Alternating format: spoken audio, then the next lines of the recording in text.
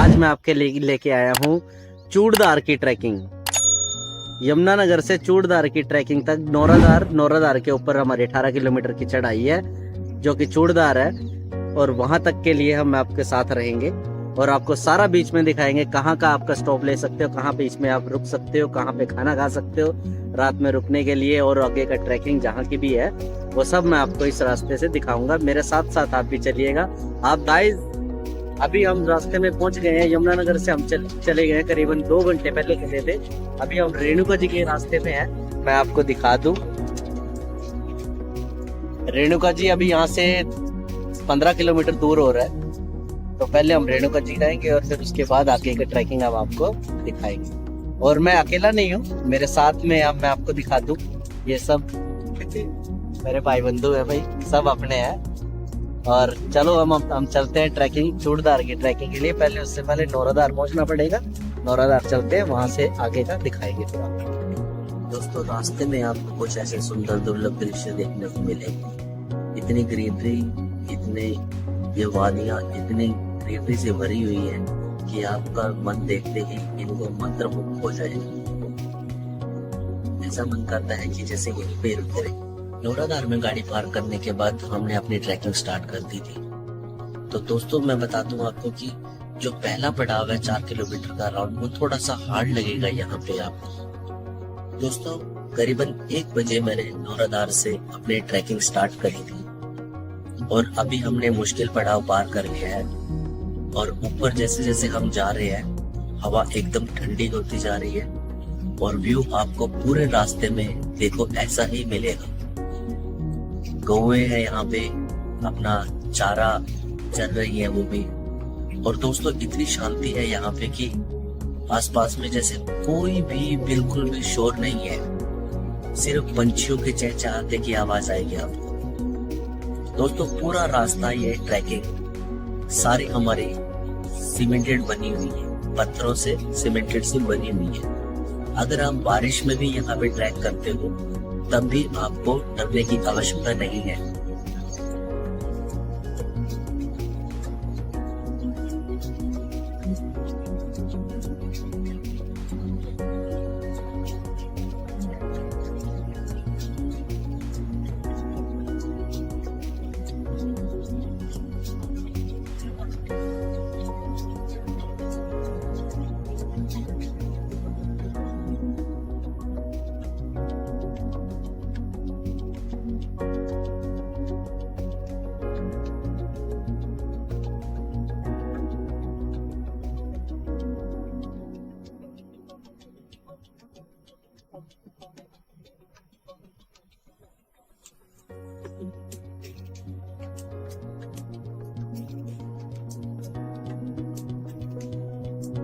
करीबन 5 किलोमीटर का डिस्टेंस तय करने के बाद दोस्तों हम पहुंच चुके हैं पहले पड़ाव पे।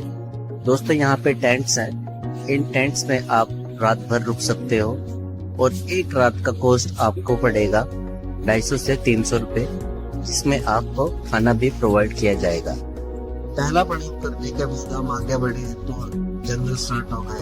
दोस्तों 1 किलोमीटर के ये जंगल आगे क्रॉस करके हमें आगे बढ़ना होता है। धीरे धीरे हम आगे बढ़ रहे थे और मौसम वैसे ही खराब होता जा रहा था, ठंडी हवाएं चल रही थी, बर्फबारी स्टार्ट हो चुकी थी।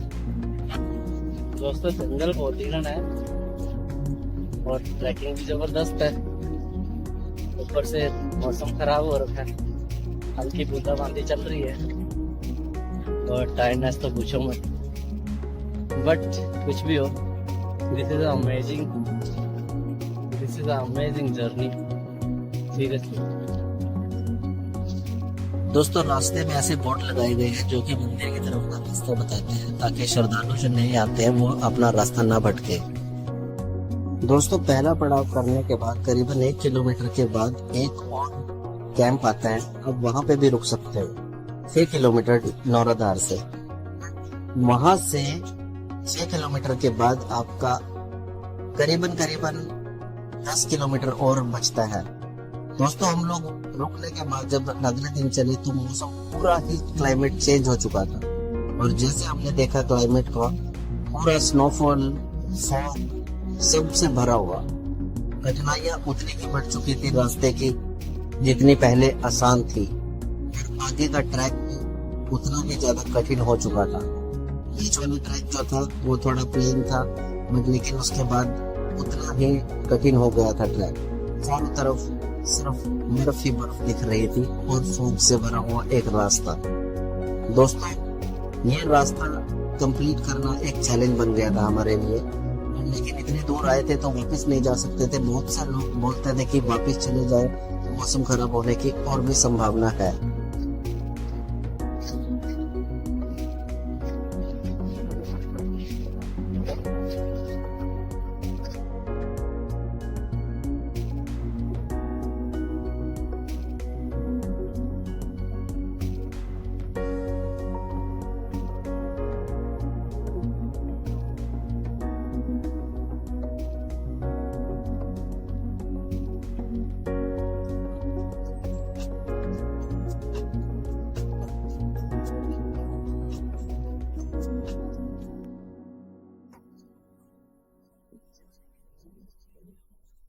बड़े ही मुश्किलों का दिक्कत और सामना करते हुए यहाँ तक पहुंचे हैं।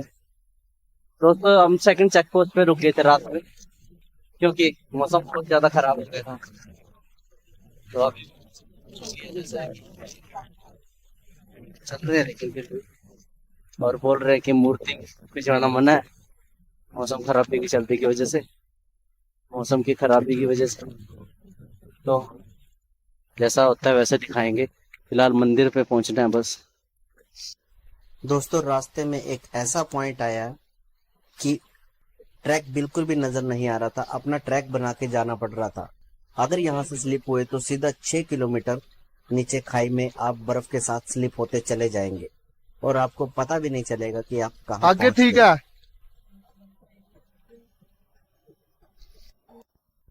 करीबन 5 बजे के आसपास हम मंदिर में पहुंच गए थे। उसके बाद 7 बजे हम आरती में शामिल हुए और 8 बजे के आसपास हमने लंगर ग्रहण किया। बहुत ही मजेदार और बहुत ही आनंदमय लंगर था, बिल्कुल एकदम सादा। और दोस्तों, यहाँ पे रहने के लिए 10 रुपए मात्र आपको एक कंबल का देना होता है, और रहने के लिए बहुत सारे रूम्स अवेलेबल हैं जिसमें नीचे गद्दा बिछा होता है। सुबह का मौसम एकदम बहुत अच्छा था दोस्तों, बहुत ही अच्छी धूप निकली थी। तो सुबह 7 बजे ही हम मंदिर से रवाना हो गए और शिव शंकर की मूर्ति के दर्शन के लिए ऊपर बढ़ने लगे।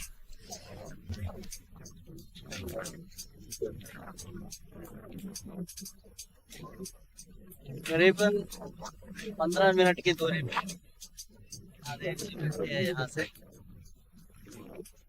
15 मिनट के बाद हर चीज बैकग्राउंड व्यू आप मेरे साथ देख सकते हैं।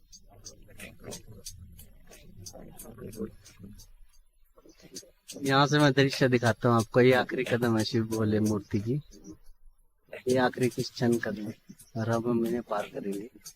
देखते हैं।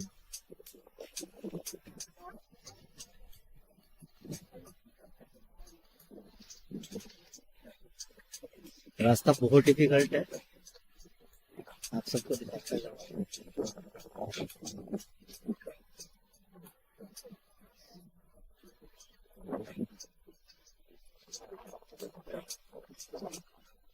हाँ जी, बोलते हैं ना, बस 4 कदम दूर है, बस 4 कदम यही है जो आप लोग मेरे साथ चल रहे हो।